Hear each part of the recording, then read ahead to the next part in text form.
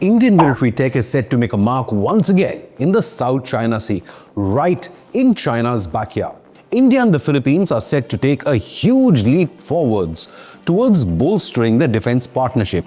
After Brahmos ship-killer missiles, now Manila may buy the Indian Iron Dome or the Akash air defense system to guard against any Chinese aerial threats. The Reuters news report claims that Modi government expects the deal for the Akash air defense system to be finalized this year itself with the Philippines. The mega defense deal is said to be worth more than $200 million, and 3 different sources have told Reuters that Manila will finalize the deal at the start of the next fiscal year in April. However, no details have yet emerged about how many missiles the Philippines is buying from India. New Delhi delivered 15 Akash air defense systems to Armenia in a $600 million deal, though Reuters report adds that the eventual deal with the Philippines could be even bigger than the India-Armenia Akash deal.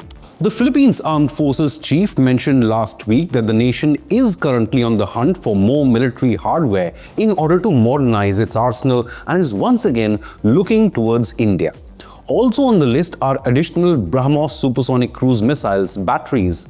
General Romeo Bronner said, quote, "We are getting more of this, that is the Brahmos, this year and in the coming years," unquote. He also went on to speak about the acquisition of the air defense system that has already been budgeted for the coming fiscal year. The general added, quote, "This procurement has already been incorporated into our appropriations, meaning it was listed in last year's budget. The process is now in motion. Acquisition mechanisms are already being implemented," unquote. So why is the Indian Akash air defense system making waves in the international market? Now, this surface-to-air missile system initially had range of 25 kilometers, though it has now been upgraded to over 40 kilometers. The Akash missiles have a ceiling of 59,000 feet or 18 kilometers, which is greater than the service ceiling of most modern fighter jets, as well as Chinese strategic bomber aircraft like the H-6, which has a service ceiling of about 42,000 feet. The Indian Akash is also a highly mobile air defense system, which means it can also protect large, moving convoys of strategic importance.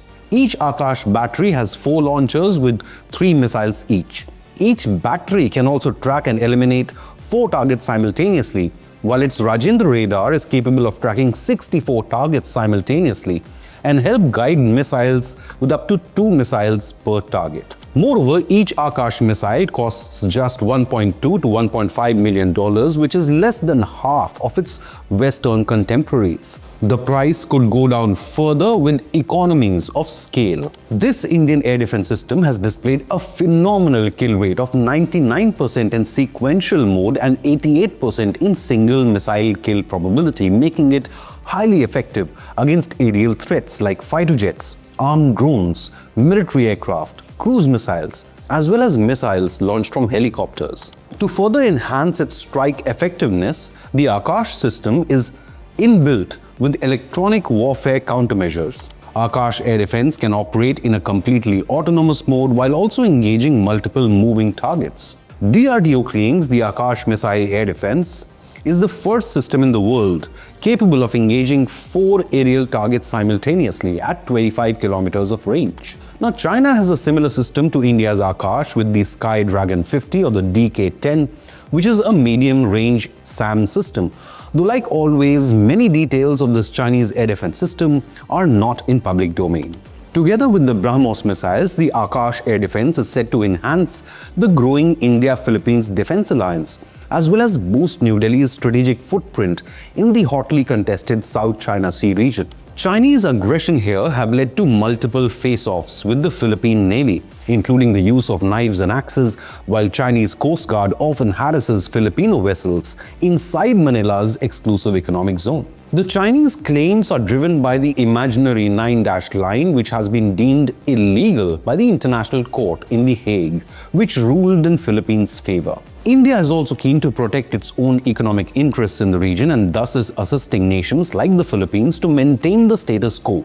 Moreover, China has sold fighter jets, warships and submarines worth billions of dollars to Pakistan to threaten India's security.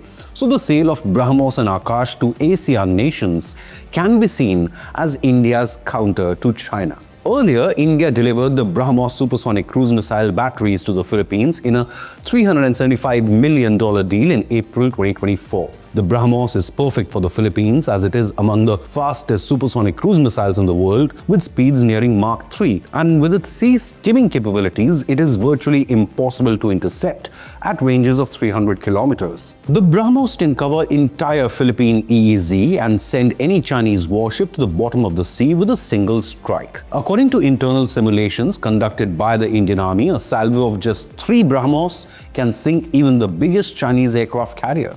Even Indonesia and Vietnam have opened negotiations to buy the Indo-Russian Brahmos missile. Now, the Brahmos can be deployed by the Filipino military just 250 kilometers away from the Scarborough Shoal, a resource-rich disputed region within the Philippine EEZ that Chinese encircle almost every day. Satellite imagery also shows the Southeast Asian nation's first Brahmos anti-ship missile base taking shape in Zambales province on the west coast of Luzon Island. India's Brahmos, while strengthening the Philippines, also sends a strong message to the South China Sea region that India is a reliable counterweight to Chinese bullying and aggression. The urgency by the Philippines to procure another Indian weapon system like the Akash is also a testament to the quality of Indian-made military tech. It also comes amid escalating tensions between Manila and China. A Chinese Navy helicopter flew within 10 feet of a Philippine patrol aircraft on February 18th this year. Later, the Philippine Coast Guard and Bureau of Fisheries issued a statement saying that they remain committed to asserting our sovereignty, sovereign rights, and maritime jurisdiction in the West Philippine Sea,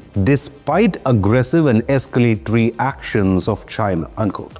Days later, on February 21st, Beijing in turn accused the Philippines of illegally sending 3 aircraft into airspace over the disputed South China Sea region. An official statement by the PLA said the Philippine aircraft, quote, illegally ventured into the airspace around China's Nansha Islands and reefs, which were then warned and expelled, unquote. The war of words escalated when Manila's ally, the United States, also jumped in, calling Chinese PLA reckless. US State Department spokeswoman condemned the unsafe and irresponsible actions by the Chinese People's Liberation Army Navy to interfere with a Philippine maritime air operation in the vicinity of Scarborough Reef, unquote. Last year, 2 nations almost came to blows when the Chinese Navy threatened Philippine vessels with knives and axes. One Filipino sailor even lost a finger in this incident. Chinese aggression has been deemed acts of war by Philippine President Ferdinand Marcos Jr. Joining Manila, other ASEAN nations, including the Vietnam and Indonesia, have also rejected